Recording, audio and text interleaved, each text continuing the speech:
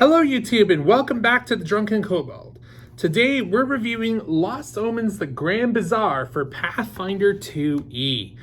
This book is a guidebook to the biggest marketplace found in the city of Absalom. But how well of a guide is it? Well, let's take a look and find out. But wait, there's more.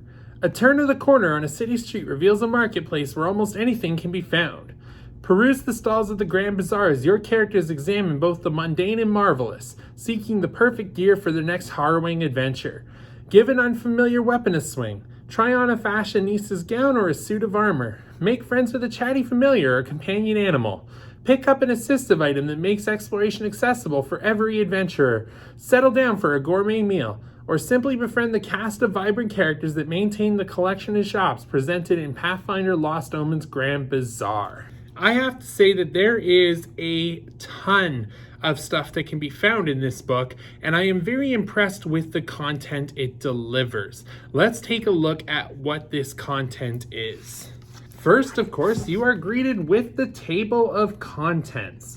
The table of contents describes the page breakdown for 23 shops that can be found on pages 8 through 111 that contain very specific wares ranging from mundane swords, magic ruins, costumes, even accessible equipment that is not normally found in your fantasy guides, such as mobility aids. So I definitely like that all of that content is found in here. Skipping over to page 6 through 7, you have a map of the Grand Bazaar.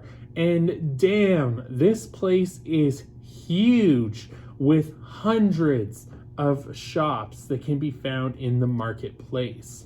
For the 23 shops that can be found here, on the map you can see the actual shop illustrated as well as the number, so that way you can tell which shop it is when you are referencing the shop guide that is found on page 5 down here in the corner. Let's take a look at one of these shops so that way we can kind of see how these shops are laid out. First, you have your NPC, and this is what heads up the front of every shop, is a description of the shop's owner. Then you have a description of the shop itself, as well as a little bit of accompanying art. And I have to say that these unique shops look absolutely gorgeous, and they definitely fit the themes that they are of the items that they sell. So that is actually really, really cool. Then you have about 2 to 4 pages of the wares that each of these shops sell. This book essentially serves as a catalog of the stuff that you can find for sale in the Grand Bazaar. But this also is only just a guide. If you have items from other books that you want to incorporate into the Grand Bazaar per their shop theme, you can. These are not all encompassing of everything that the shops sell. And it's not all encompassing of everything that the shops will buy. If you have a dagger from a previous adventure that has a really cool ability, run it by a weapon shop. See if that guy is interested in buying it off you. If it's something that you aren't interested in carrying as a character, that is entirely up to the game master, and I think that is absolutely amazing. This book also contains a brand new ancestry. That was not something that I was expecting for a book about shopping and shops, but lo and behold, there is an ancestry here, and that is the Poppet.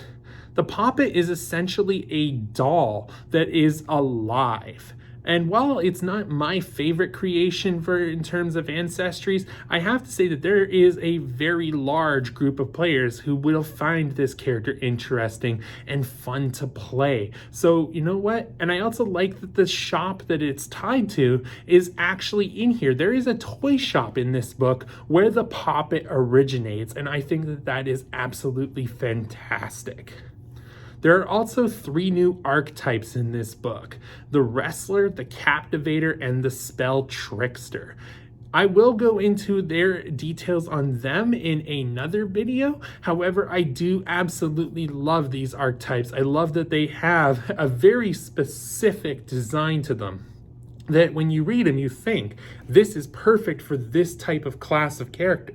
But, and here's the cool but, is they are generic enough that you can apply them to other classes and make really, really interesting characters. I love these archetypes. Now, what are some of the things that I don't like about this book? One thing that I don't like about this book is it doesn't have, for what is such a huge marketplace, a lot of shops. As I said, there are 23 shops that are described on pages 8 through 111, and then there are 28 other shops that are found on pages 112 through 117 that are just very briefly described, and it's completely up to the game master to populate them. But this map shows hundreds upon hundreds of shops, so I feel that there could have been a lot more different things to do in the Grand Bazaar in terms of merchants. One thing that I also wish is that this book had more items. There isn't a large plethora of items in Pathfinder 2e yet. A lot of items still need to be converted from Pathfinder 1e, and this would have been a perfect place to introduce those items. So I really wish that Paizo would have done that. Second is this book says that some of those shops that you see on the Grand Bazaar can actually be ran as player-ran shops, so that while the player is on adventures, they can be making residual income, so that when they return to the city of Absalom, here is a massive payday.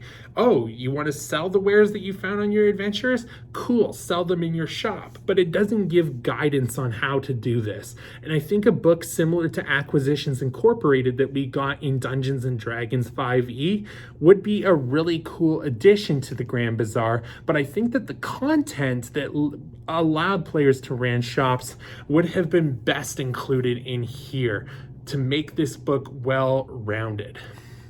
Lastly, because of how big the Grand Bazaar is, there could have definitely been a small adventure that takes place in Absalom, particularly the Grand Bazaar, that takes players from levels 1 to 3 just as a fun introductory quest, so that way they can get their footing in this massive setting.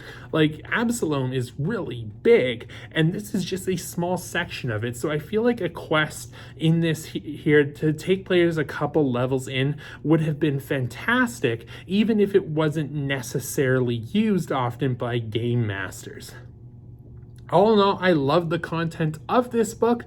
I just feel like there could have been more content of this book, especially because we've seen how big Lost Omens books can be with the Mwangi Expanse. And I feel that backpedaling to these smaller books is a step down from the bar that Pathfinder has set for the Lost Omens books.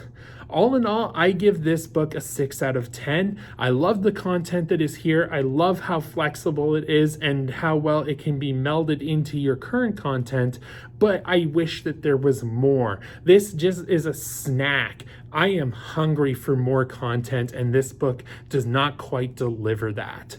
Have you had a chance to read the Grand Bazaar? Have your players explored the Grand Bazaar? Let me know in the comments down below, and if you feel I deserved it, please leave a like and consider subscribing. And in the meantime, cheers, and may the rolls be with you.